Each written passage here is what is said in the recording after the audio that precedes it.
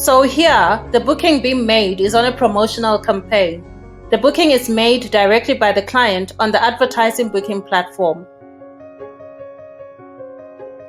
Before accepting a booking on a campaign, it's important to ascertain that the type of customer making the booking actually qualifies for the campaign, and to do so instantaneously so as to not raise the ire of the customer at a later stage once they've made the booking.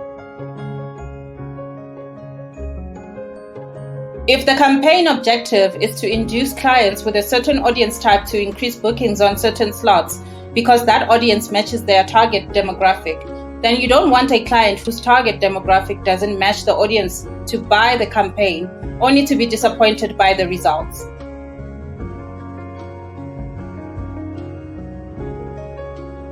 For example, if the client sells goth makeup and there's a 5-day goth event happening in a few cities, which would then drive a lot of traffic onto the hospitality platform for accommodation bookings in those cities, then this would be an opportunity to sell low demand slots at premium rates with a promise of a notable uptake in sales directly driven from those adverts.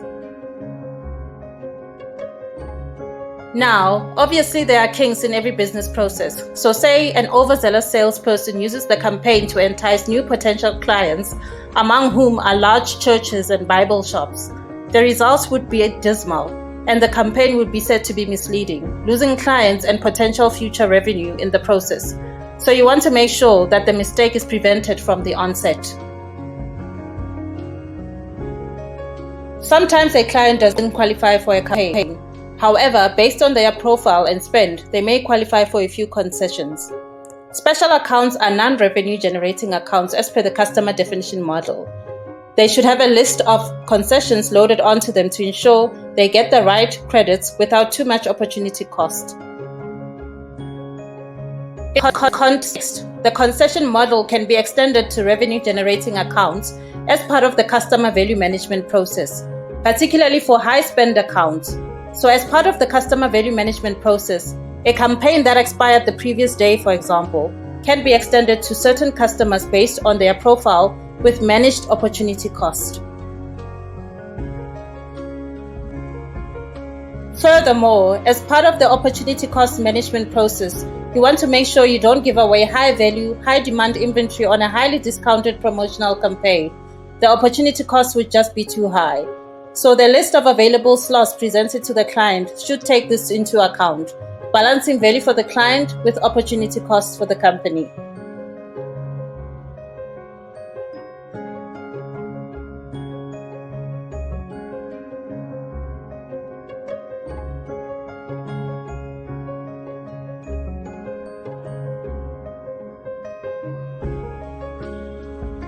Things change all the time, so as part of the terms and conditions of campaigns, it might be worthwhile to make book slots subject to availability so as to be able to adapt to changing conditions. For example, if a hotel has been having very low occupancy rates for 6 months, they might decide to do a promotional campaign in order to increase occupancy.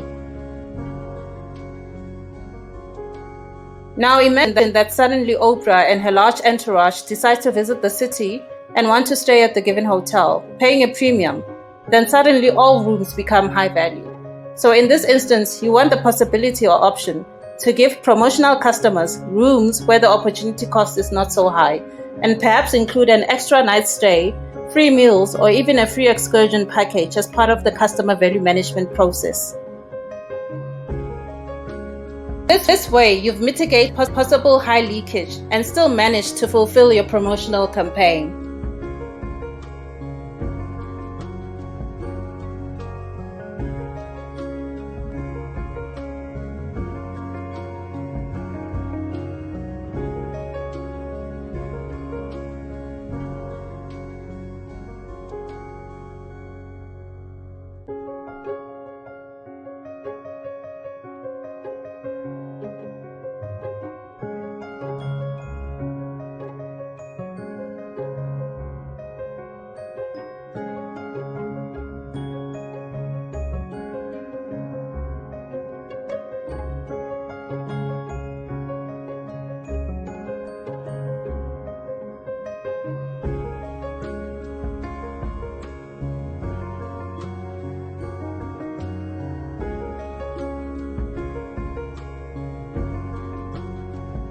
It's important to remember that none of these analytics models are running in isolation. They all coexist within the same data-driven revenue assurance governance ecosystem.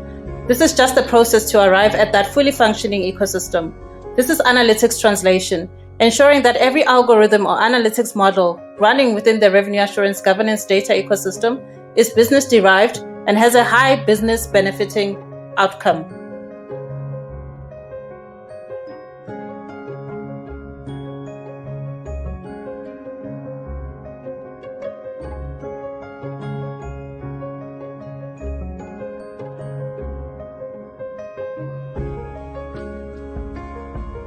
Let's now move on to a fraud leakage mitigation example.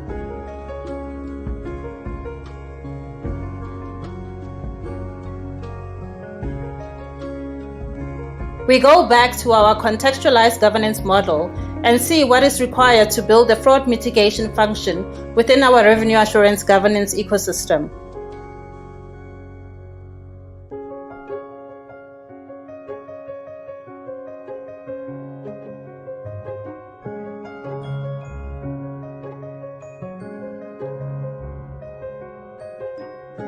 Just a note here that for fraud leakage and policy compliance, there will be other sources of key information required.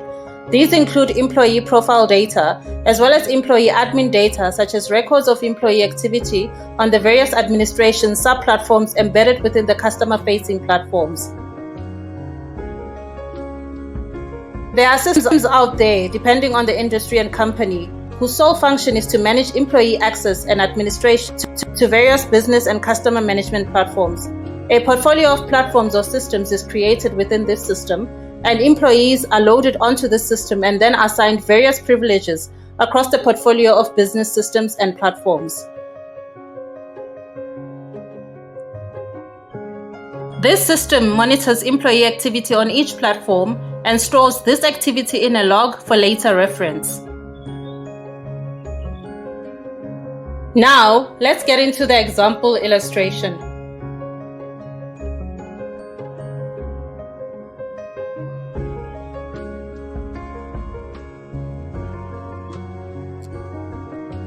In this context, the employee whose activity we're interested in is the account manager for the customer type B2B corporate for the revenue type advertising inventory revenue.